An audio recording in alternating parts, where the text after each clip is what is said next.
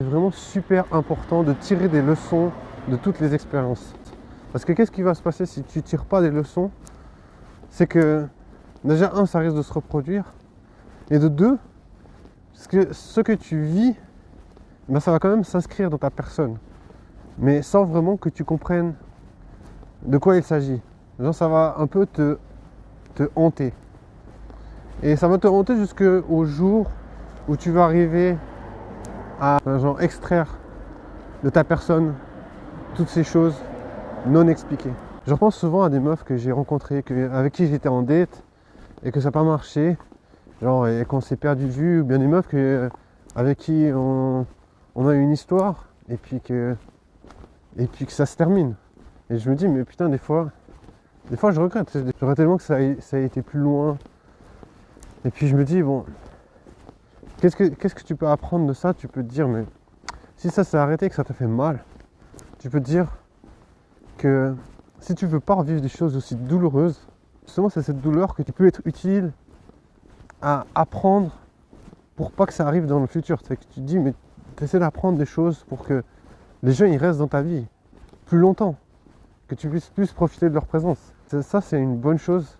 Le bon côté de la douleur en fait, c'est que ça te pousse à faire vraiment quelque chose. Qu'est-ce que tu apprends avec ces moments de douleur? Tu te dis que tu peux quand même en tirer des leçons. Tu peux te dire, mais ça m'a quand même appris quelque chose sur moi. Et ça te pousse aussi à devoir vivre de nouvelles expériences. Et à te lancer dans de nouvelles choses.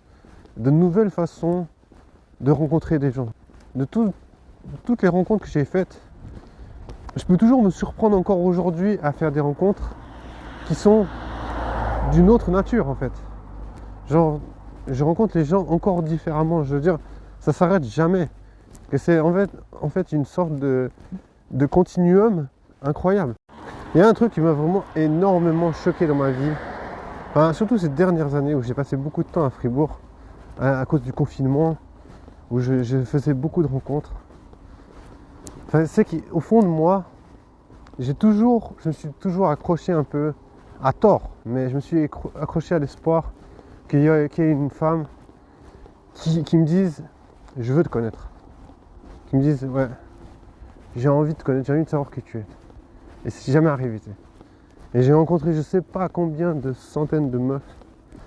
Et je sais pas, ça m'a fait un choc parce que je sais pas, c'est un peu une sorte de rêve d'enfant qui s'est explosé. Je sais pas, c'était quelque chose que je pensais possible. Je me disais, ouais, forcément il y a une meuf qui va se dire, ouais, j'ai envie de savoir qui est ce gars. Mais ça a vraiment été un choc monumental parce que je me disais, mais je pensais que j'étais suffisant. Ça fait un truc comme ça qui t'arrive.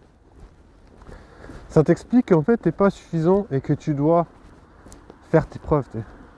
Mais c'est vraiment douloureux parce que quand tu te dis, mais tu grandis dans une autre optique et tu dois changer de personnage.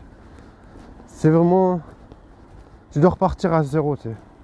Tu redeviens un bébé. Tu affrontes les choses genre de plein fouet.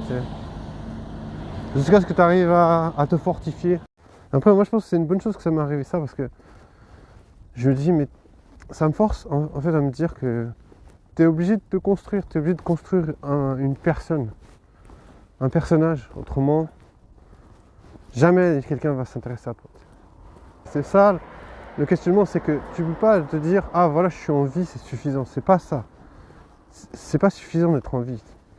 Tu dois vraiment devenir quelqu'un. Moi personnellement, je pense que ça devrait être obligé d'aller en date. Ça devrait être obligé d'aller en date parce que déjà ça t'apprend à perdre. Ça t'apprend à perdre, par exemple, tu te dis, ah voilà, cette meuf elle me plaît. Ben peut-être que je vais pas lui plaire. Et peut-être qu'il ne faudra pas me revoir. Et si je veux pas me revoir, ben, je devrais accepter sa décision et me dire, je passe à autre chose. Et oublier ça, et oublier cette personne. Et grandir comme ça. Je pense que déjà ça fait grandir de passer à autre chose. Et ensuite, ça t'apprend aussi à devenir vulnérable face à quelqu'un. Parce que tu es face à un être humain qui est capable de t'émouvoir en fait. Qui est capable de, genre par son sourire, par son apparence, par sa façon d'être, qui est capable de te toucher. Donc ça montre ta vulnérabilité.